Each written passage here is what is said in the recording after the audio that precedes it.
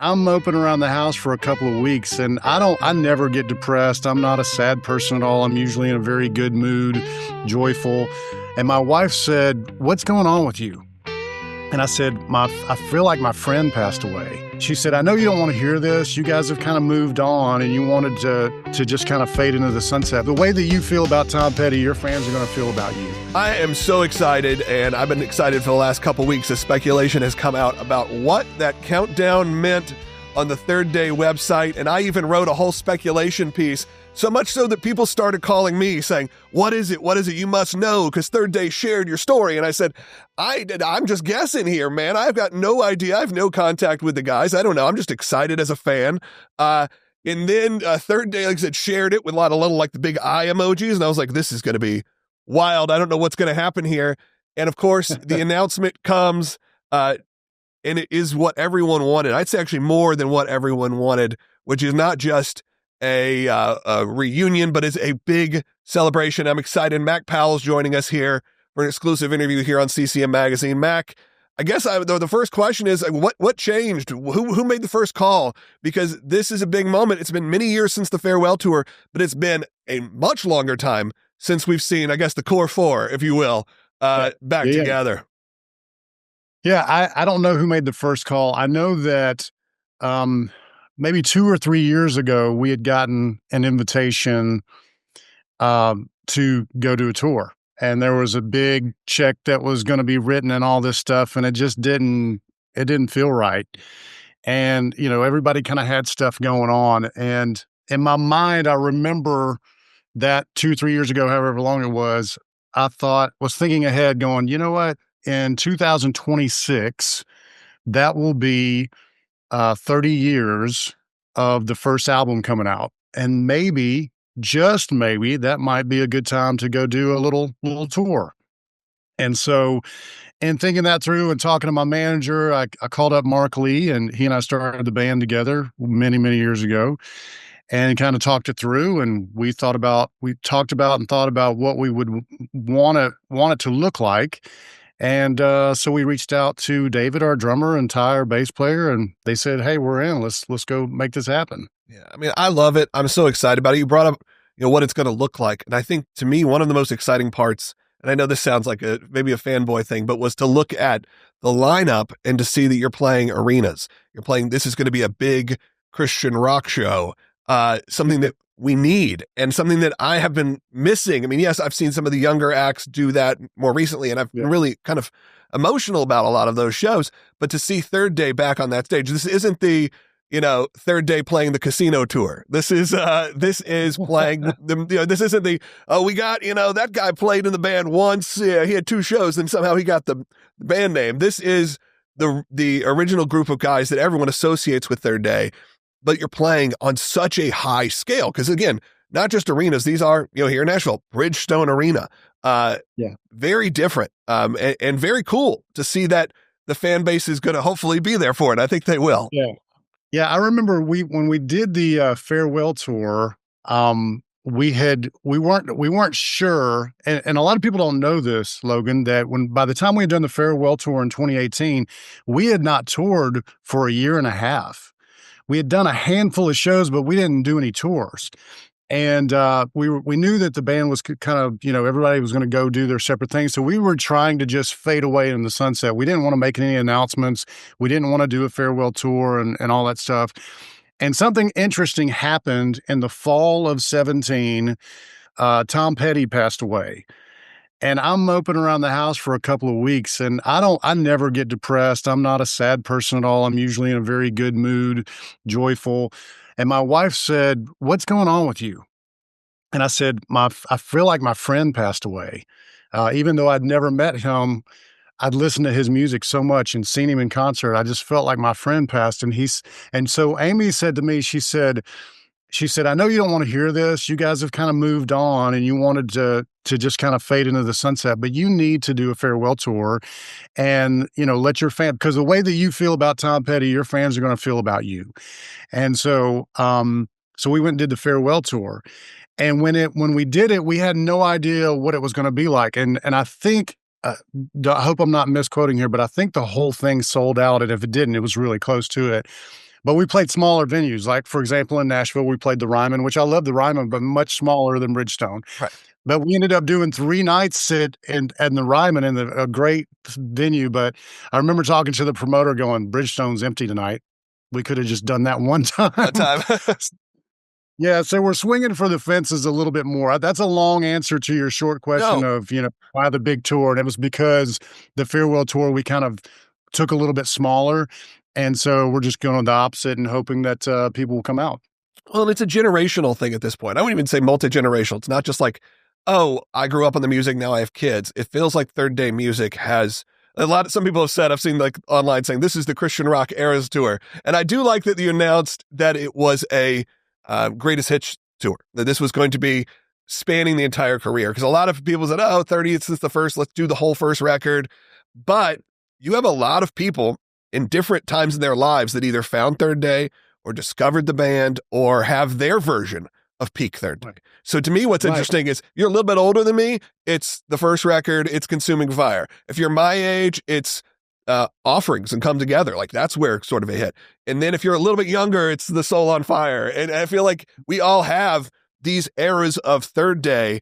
And that's got to be cool for you to be able to go, we were able to create decades upon decades of fans, new fans over those years. Yeah. Yeah, I mean, it's pretty exciting for me to think about going back and looking at all those records and finding out and thinking through what is it we want to play. And in conversations that we've had, I think there'll be a core group of songs that we'll play overnight every night. But there's definitely going to be some songs that rotate in and out that we're excited about getting to that we haven't played, that we haven't played together as the band in 11 years. That's wild. And actually had that listed as one of my questions because I was a Jimmy Buffett fan. And Jimmy Buffett, they had what was called the Big Eight, which is every show you went to, likely, I mean, with 99% chance, you were going to hear these same 8 songs. And then it was going to kind of mix around. For Third Day, I'm not going to say 8 because I feel like that's too many, but I feel like too many to like make you on the spot do this. But is there like to you in the back of your head as you guys start working on this show, is there like a core 5 that you're like, hey, we have to hit these songs? Right. Yeah, I think so. I mean, there were songs like Soul on Fire, Cry Out to Jesus, probably Show Me Your Glory, um, I Need a Miracle. Oh gosh, what's the 5th one gonna be? God of God of Wonders. Wonder. Yeah, God of Wonder. Yeah. So, and we're probably gonna play those 5. There's probably really a core 10 or 12, to Right. be honest with you.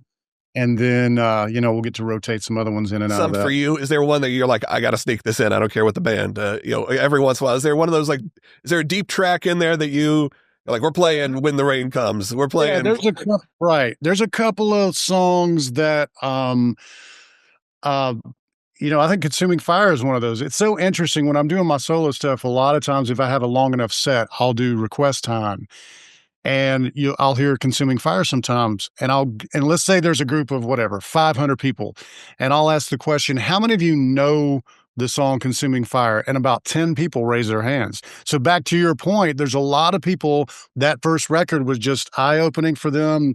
I've heard a lot of people tell me that's Third Day is what got them into Christian music. And yet there's so many people that have no idea any of the songs from the first record. So it's going to be fun to try to figure out what those are going to be. When you were talking about God of Wonders, we can go back to the K-Love Awards just a few weeks ago. You performed God of Wonders, Matt Maher, and with Steve Hindalong. 2 things from that. In the back of your head, because I mean, obviously to plan this kind of tour takes time. In the back of your head, when the crowd sort of popped and reacted, was there a moment of going, just wait a few weeks, guys? Because I know, like, it felt like, now looking back on it, that felt like a good tease. Yeah. Yeah. It actually felt that way. I was and for me, it wasn't so much, uh, for me, it was more of honoring Steve. Steve Hindalong, for people out there who don't know, was in one of the first bands I ever did. Literally, the first Christian band I ever listened to was called The Choir, and Steve was the main songwriter and drummer. And he wrote God of Wonders, co-wrote it with Mark Bird. And so just to kind of honor him and see people get up on their feet. I remember I remember looking over, for some reason, Lauren Daigle caught my eye. And as soon as I started playing the first little chords, she just freaked out and like grabbed her friend and was like, I love this song. And so, just little things like that I could see being up on stage. And yeah, I definitely, to answer your question, I definitely was like, oh, I can't wait for everybody to find out that we're going to be doing this song a lot more. You brought up the, when you say consuming fire, like 5 people will raise their hand. I feel like in that moment, I love Steve and I love the choir and Circle Slide and everything. Of course, I'm the Christian music, super fan in that sense. So I know all these things.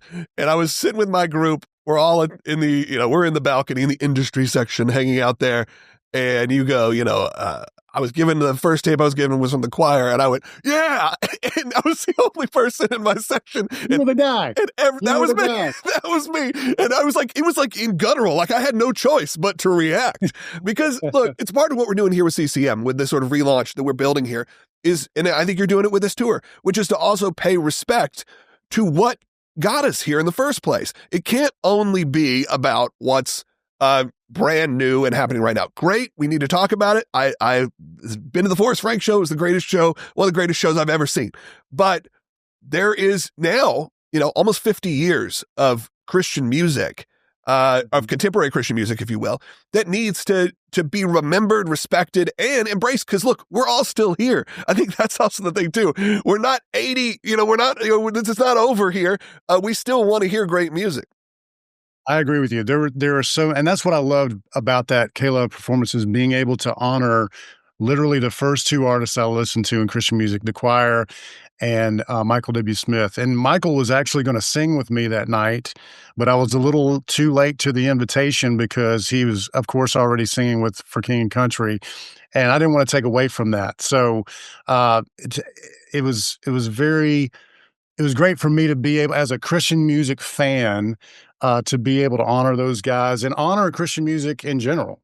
So pre-sale's happening right now, and I wanted to make sure people know this because this tour is going to sell out quickly. I really do believe it. I mean, look, I'll be honest. I got my contact at the Bridgestone Arena, and I maybe have like a section of like 20 tickets already secured for me and my family and for our crew here because it's important. And you know what I also like with this, Mac, is for those of you who maybe haven't sat down with your kids and listened to this catalog, is you have enough time. We have a good, till March to, indoctrinate our children into why this music is so good. I did it for Oasis, and we're going to that show where I'm like, kids, this is one of the greatest rock bands you're ever going to hear. So they now think that every Oasis song is the best of the best because I know I'm going to have to make them sit through a 2.5 hour long Oasis show.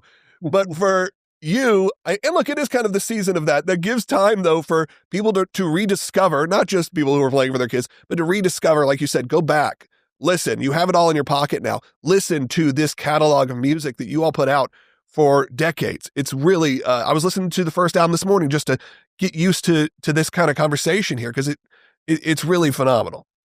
Thank you. I appreciate it, man. It's been an amazing ride, and continuing to be able to be part of it as a solo artist has been amazing. Now to get the band back together for a little while and play some of those old school songs. I really to give CCM a shout out. When I was telling somebody about this the other day, when I first gave my life to the Lord and knew I wanted to, it's so interesting. I knew I wanted to make Christian music, but I didn't know that I didn't know that was a thing. I thought, oh, we're starting this whole new thing. I want to share my faith through this modern sounding music. Look at how cool this idea is. And then I got CCM Magazine and started learning about all these artists, and it just opened up my eyes and my ears to what was out there. And I went, oh, this is something that's been going on for a long time. And I'm still a fan. So many artists that influenced me. The other day, I got to have a conversation with Wes King, and Wes King was one of my favorite writers of all time. And just as I was kind of fanboy, I'm 52 years old, and I was fanboying to Wes King on the phone, but CCM Magazine was such a huge part of that. So thanks for continuing on the tradition. And I'm excited to do it. When the opportunity came up, I feel the same way. It introduced me to so much great music. And what I hope is that even beyond music, we're able to showcase that. And look, you've been able to do that. And I know we got to wrap up here, but you've been able to do that. Even you mentioned Tom Petty. I think one of the things during the pandemic you put out, one of my favorite, I go back to it all the time, which is this sort of mashup you did of I've Always Loved You, and Wildflowers. And it's beautiful. If people haven't seen it, and it really does kind of show your influence there in the music, but also um, Georgia, I think, plays a big part in this. And the fact that, I grew up in Atlanta, so that was my first 15 years I was in Atlanta. And to me, the greatest export of Georgia is music. And whether that's rock and roll, whether that's Widespread Panic to REM to Butch Walker, I have a Georgia map. Yeah, and it says Third Day on it, the Black Crowes.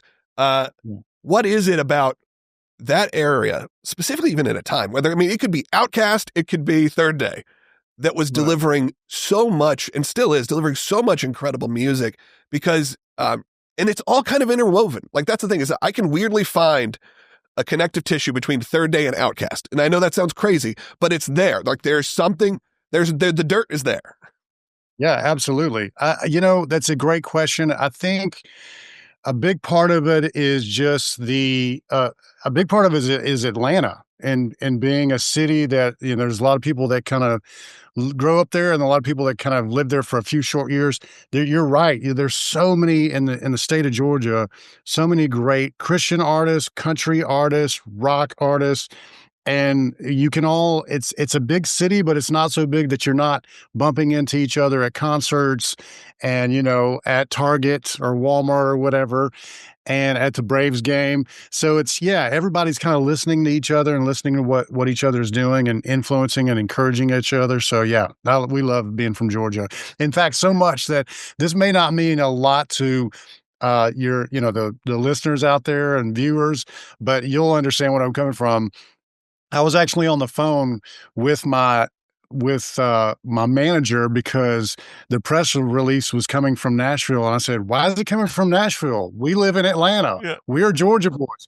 And it said and then it was like the announcement was going to come at 10 Central time. I'm saying, why is it 10 Central? It needs to be 11 Eastern. That's how much, It as means silly as that's how much it means. I get that completely. I've worked a little bit with Travis Tritt, and he feels the same way, which is, this has been my home this time, and he's a little disconnected from Nashville. Look, I think Third Day's benefited from that. I think Third Day's benefited from have that little bit of gap. Look, I love Nashville. I've lived here most of my life now, but I think that even the music, having that gap and being able to have your family on the road, there's like things that are different because I feel like of how you guys have decided to do this. Yeah, absolutely. I do feel like a lot of people were drawn to, okay, this isn't the typical Nashville band and how things are done. And yeah, we're very proud of that. All right, pre-sales happening right now, on sales happening. If you're watching this, on sales probably happening. Go get your tickets. I already got my block of tickets. Sorry, guys. So, you're going to have to fight me for them. But man, I couldn't tell you how much it meant that you would take a few minutes to talk to us.